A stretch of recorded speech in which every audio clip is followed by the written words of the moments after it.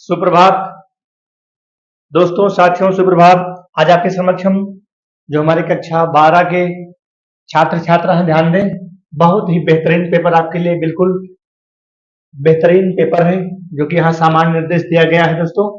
और ये जो हमारे साइंस वर्ग के बालक हैं उनके लिए स्पेशली है। शिक्षा का उद्देश्य, यहाँ पर अभ्यर्थी प्रश्न कराएंगे तो उसके बाद आपको लॉन्ग क्वेश्चन सॉल्व कराएंगे। शिक्षा का उद्देश्य नामक निबंध के लेखक, ध्यान दीजिएगा पहले, यहाँ पर पूछा गया है शिक्षा का उद्देश्य नामक निबंध के लेखक। चलो भाई टिक करो फटाफट। शिक्षा का उद्देश्य नामक निबंध के लेखक, ऑप्शन आपका यहाँ पर दोस्तों एक रॉन्ग ऑप्शन है। इसके लेखक हैं महात्मा गांधी, ध्यान दीजिएगा, महात्मा गांधी। ठीक है, इस ऑप्शन को आप राइट कर लीजिएगा। चलो हम इसी को मान लेते हैं, महात्मा गांधी हो गए। और अगला हमारा है, थोड़ा सा ऊपर कर लेते हैं, इसके बाद आपको हम सॉल्व कराते हैं दूसरा क्वेश्चन। क्वेश्चन नंबर 2 दोस्तों, क्वेश्चन नंबर 2 लल्लू लाल की रचना है। लल्लू लाल की रचना है प्रेम सागर, जान ही रहे हो आप।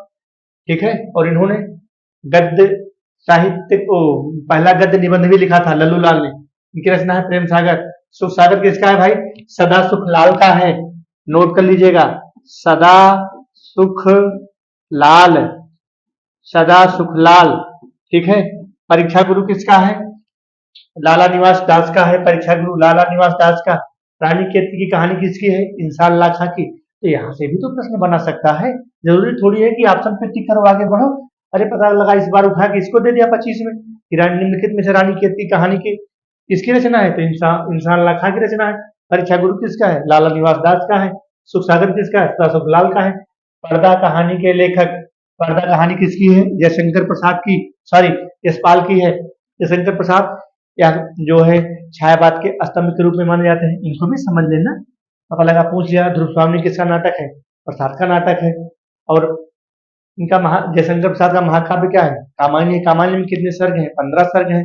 चंद्रगुप्त नाटक किसका है? चंद्रगुप्त, स्कंदगुप्त, कामना, एक घूट, ये सब इनके क्या है? नाटक है। और इनकी जो रचनाएं हैं, झरना है, लहर है, आंसू है, प्रेम पथिक है, यह सब इनकी क्या है? रचनाएं हैं। और जो कहानी, कुछ कहानियां भी हैं, प्रतिध्वनि है, छाया है, और प्रतिध्वनि, छाया और इंद्रजाल और गुंडा, इनकी क्या है? कहानियां हैं। इसी प्रकार से प्रेमचंद का हो गया कफन, गोदान, इनकी भी रचनाएं हैं। तो पहले इस प्रकार से जो हमारे ऑप्शन है उनको भी हमको देख करके चलना है। जो हमारे रॉन्ग ऑप्शन है वहां भी हमको देखना है। ठीक है, आवारा मसीहा के रचनाकार, आवारा मसीहा के रचनाकार कौन है भाई? विष्णु प्रभाकर। ठीक है, कौन रचना है? विष्णु प्रभाकर। राहुल सांकृत्यायन कौन है? अथा तो घुमक्कर जिज्ञासा लिखा है। ठीक है, राम ऋषि बेनीपुरी ने क्या लिखा है? गेहूं और गुलाब। बाण भट्ट की आत्मकथा के लेखक कौन है? बाण भट्ट की आत्मकथा के लेखक हजारी प्रसाद। ठीक है, कौन है? हजारी प्रसाद। वासुदेव शरण अग्रवाल आपका पाठी लिखा है। महावीर प्रसाद द्विवेदी, जो द्विवेदी युग के हमारे लेखक हैं। कामायनी किस युग की रचना है? तो कामायनी छायावादी युग की रचना है। कामायनी में कितने सर्ग हैं? 15 सर्ग हैं। पहला सर्ग क्या है? चिंता। अंतिम सर्ग क्या है? आनंद की प्राप्ति। तो इस प्रकार से मेरे दोस्तों, मेरे साथियों, प्रश्न को सॉल्व करके चलना है। अगला क्वेश्चन है, निम्नलिखित कवियों में से कौन प्रगतिवादी युग का है? प्रगतिवादी युग का कब पूछ रहे हैं भाई? ध्यान दीजिएगा। अग्रदास, अग्रदास हमारे हैं राम भक्ति धारा के। तुलसीदास कौन है? राम भक्ति धारा के हैं। नंददास कौन है? ये कृष्ण भक्ति धारा के हैं। ठीक है, कृष्ण नंददास हमारे हैं कृष्ण भक्ति धारा के, कृष्ण भक्ति धारा के कवि हैं। ठीक है, बाकी ये हमारे ये राम भक्ति के हैं। राम भक्ति, तुलसीदास, राम भक्ति। तो बचे कौन? हमारे दिनकर बचे। दिनकर किस युग के हो गए? प्रगतिवादी युग की हमारी रचना हो गई। इस प्रकार से जो 3 रॉन्ग अब जो मतलब प्रश्न है, विकल्प है, उस पर भी आपको ध्यान करके चलना है। ठीक है, तार सप्तक का प्रकाशन वर्ष, अब यहाँ पूछ लिया है तार सप्तक का प्रकाशन वर्ष, तो तार सप्तक का प्रकाशन वर्ष 1943 है। जो दूसरा तार सप्तक है, जो दूसरा तार सप्तक है, दूसरा लिख लेते हैं। ठीक है, दूसरा कब हुआ था? पहला हुआ था 1943 में, दूसरा हुआ था 1949 में, 1951 में हुआ था, दूसरा 1951 में हुआ था, तीसरा हुआ था 1959 में, और चौथा हुआ था 1979 में, और पहला आप जान ही रहे हो 1943 में। ये हमारा क्या है, तार सप्तक है। तार सप्तक के प्रकाशक कौन है, हमारे अज्ञेय जी हैं। ठीक है, अज्ञेय है। इस प्रकार से इसको भी ध्यान रखना। अगर पहला इस बार पूछा है, हो सकता है इस बार दूसरा पूछ ले, तीसरा पूछ ले, चौथा भी तो पूछ सकता है। तो दूसरा 51 में, तीसरा 59 में, चौथा हमारा 79 में। द्विवेदी की रचना नहीं है, बहुत बेहतरीन प्रश्न है। द्विवेदी की रचना नहीं है। चलो थोड़ा सा ऊपर कर लेते हैं तो आपको अच्छा दिखाई पड़ेगा। यहाँ द्विवेदी की रचना नहीं है। कौन नहीं है भाई द्विवेदी की रचना? ठीक है, द्विवेदी युग। तो द्विवेदी युग एक कामायनी, कामायनी किसी की रचना है? छायावाद युग की रचना है। किसी की है? छायावाद। छायावाद के प्रवर्तक कौन है? प्रसाद है। छायावाद के प्रवर्तक हैं कौन है? प्रवर्तक हैं। छायावाद के स्तंभ हैं। ठीक है, स्तंभ हैं। छायावाद के स्तंभ, छायावाद के प्रवर्तक, छायावाद के प्रणेता कौन है? हमारे प्रसाद। कामायनी क्या है? कामायनी, कामायनी में कितने सर्ग हैं? 15 सर्ग हैं। पहला सर्ग क्या है? चिंतामणि सर्ग, आनंद की प्राप्ति। परिप्रवास किसका है? हरिवंश का। इसमें कितने सर्ग हैं? 17 सर्ग हैं। कितने सर्ग हैं? 17 सर्ग हैं। साकेत किसका है? मधुसूदन गुप्त का। इसमें कितने सर्ग हैं? इसमें 12 सर्ग हैं। कितने सर्ग हैं? 12 सर्ग हैं। भारत भारती किसका है? मधुसूदन गुप्त का है। इस प्रकार से दोस्तों साथियों आपको पढ़ते हुए चलना है। जो हमारे और विकल्प है, जो हमारे 3 विकल्प बचते हैं, इनको भी सॉल्व करना है। अशाक्य कवियों का संबंध है। अशाक्य कवियों का संबंध किस शाखा से है भाई? कृष्ण भक्ति शाखा से है। अब यहाँ राम भक्ति शाखा से किसका संबंध है? चलो बता देते हैं इसको भी, थोड़ा सा ऊपर कर दें।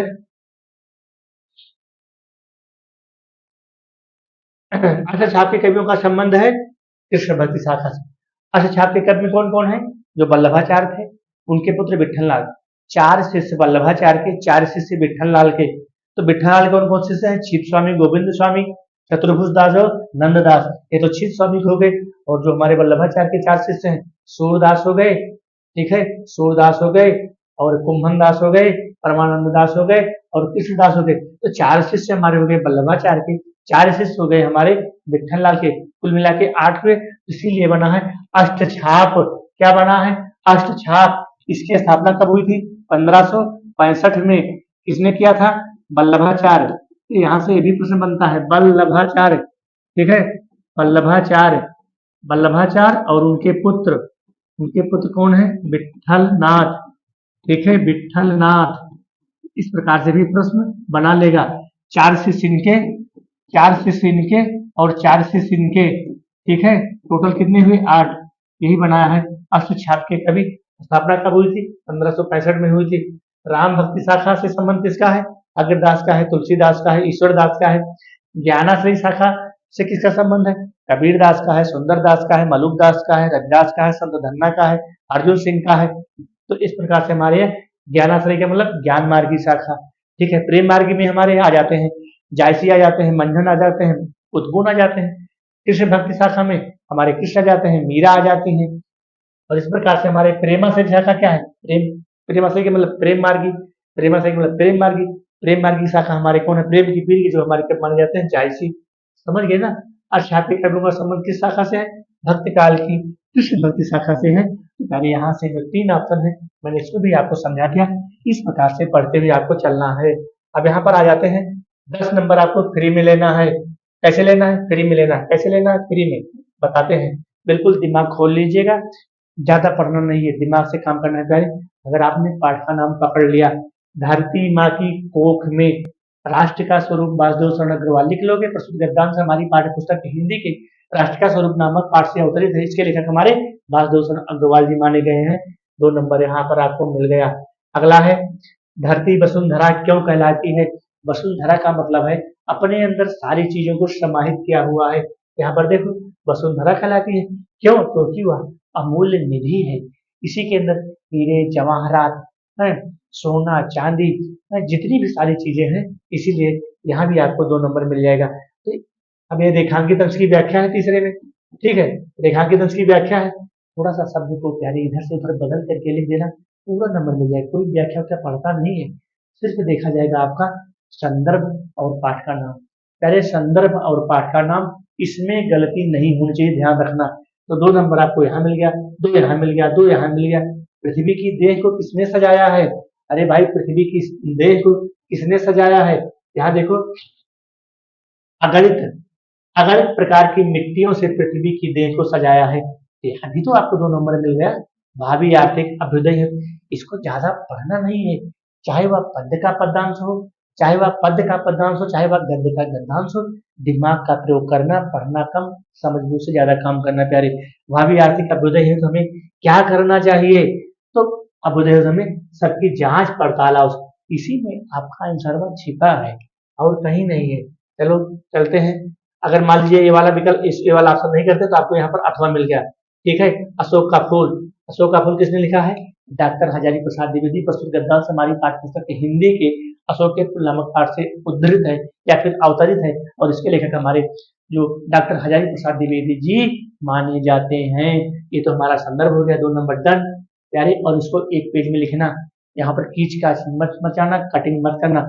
रेखांकित अंश की व्याख्या, इसी को पढ़ लीजिए, एक लाइन है, इसी को थोड़ा सा शब्द को बदल करके अपना लिख दीजिएगा इसमें कुछ, और ज्यादा लिखना भी मत। एक लाइन में अगर अंडरलाइन किया है तो 3 लाइन से ज्यादा व्याख्या मत लिखना। ठीक है। अगला है, लेखक क्यों कहता है कि उदास होना बेकार है? अरे हाँ, देख लो, अगर इसमें से है नहीं तो बना लो अपना। उदास होना बेकार है, कैसे बेकार है? देख लीजिए यहाँ पर, उदास भी नहीं करती, वह उस अवस्था में उदास भी नहीं करती। देखो यहाँ पर सीधे आंसर मिल गया, सीधे आंसर मिल गया, कहीं जाना ही नहीं। गद्यांश का भाव स्पष्ट कीजिए।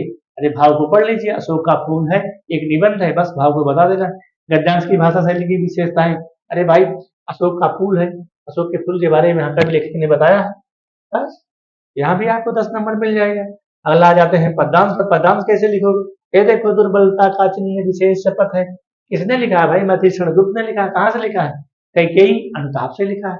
यहाँ संदर्भित जो प्रस्तुत पद्यांश हमारी पाठ्य पुस्तक हिंदी के कैकेयी अनुताप नामक पाठ से उद्धृत है। इसके हमारे रचयिता, गद्य में लेखक, पद्य में रचयिता कौन है? मधुसूदन गुप्त है।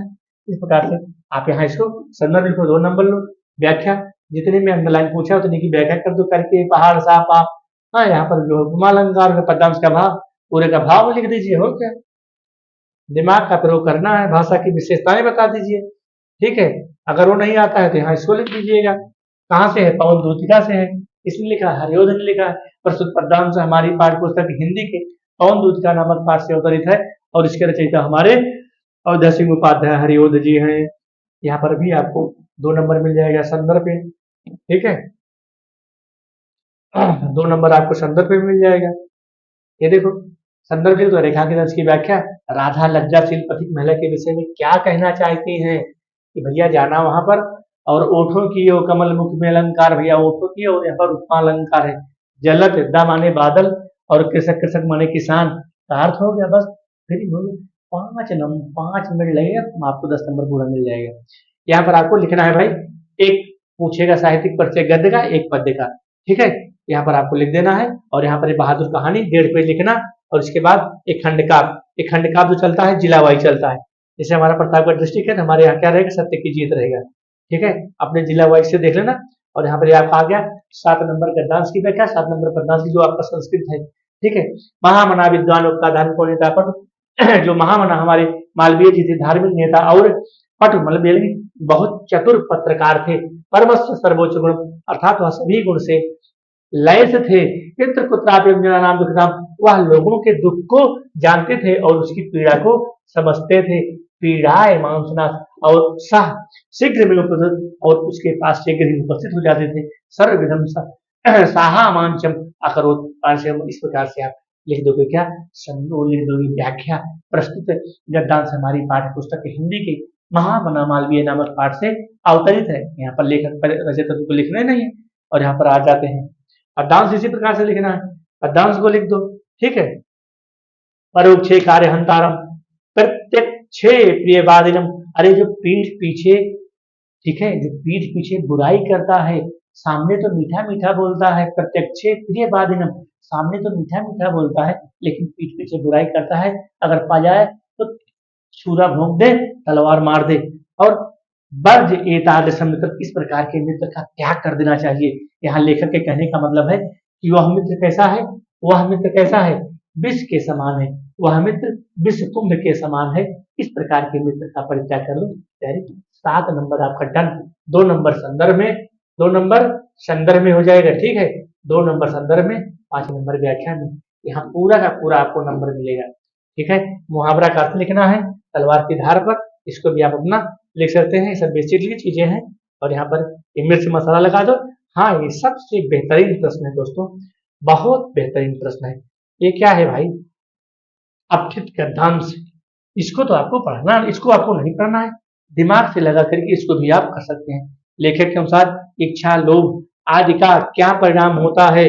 तो इच्छा लोभ आदि का क्या परिणाम होता है? इसी गद्यांश में इस तीनों के तीनों क्वेश्चन लोभ आदि के कारण समाज में शोषण, कुटिलता, अत्याचार, भोग वृत्तियों, अशांति का प्रोत्साहन मिलता है। 2 नंबर, 1 नंबर आपको ये मिल गया, ठीक है, क्योंकि 1 नंबर यहाँ है ना। आदर्शों की रक्षा के लिए सत्पुरुष का क्या रुख चाहिए? आदर्शों की रक्षा के लिए देखो, ये आदर्शों की कीमत पर आदर्शों को छोड़कर उन्नत पद प्राप्त करना सत्पुरुषों को शोभा नहीं देता। यहाँ भी आपको 2 नंबर मिल गया। सब इसी में छिपा है भाई, इसको ज्यादा कहानी नहीं बताना है, बस थोड़ा सा दिमाग लगाना है, ठीक है यार। ये क्या हो गया?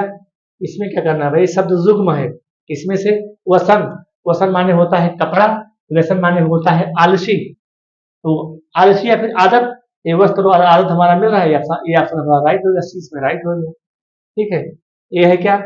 अम्बुज, अम्बुज माने ज माने होता है कमल, द माने होता है बादल, तो कमल और बादल इसमें सी हो गया, ठीक है। इसमें क्या करना है? 2 अर्थ लिखना है, लिख दो। अंबर का लिख दो, विधि माने कानून, नाग। इसमें क्या है? वाक्यांश है, वाक्यांश जाने की इच्छा है सब लिख दोगे, ठीक है। अब यहाँ क्या है? ये है रस छंद अलंकार, यहाँ भी 6 नंबर आपको मिल जाएगा। और इसके बाद फिर ये आपका आपका क्या आ गया भाई? ये आपका आ गया प्रार्थना पत्र, और ये हो गया आपका भैया निबंध। कहानी समाप्त। निबंध कितना लिखोगे? निबंध कितना लिखोगे भाई? निबंध लिखना 4 पेज, 4 पेज लिख दोगे, 9 नंबर पूरा हो जाएगा। इस प्रकार से प्यारे, अगर आपको हमारा चैनल अच्छा लगे तो लाइक सब्सक्राइब कर दो, नहीं भैया मर्जी आपकी।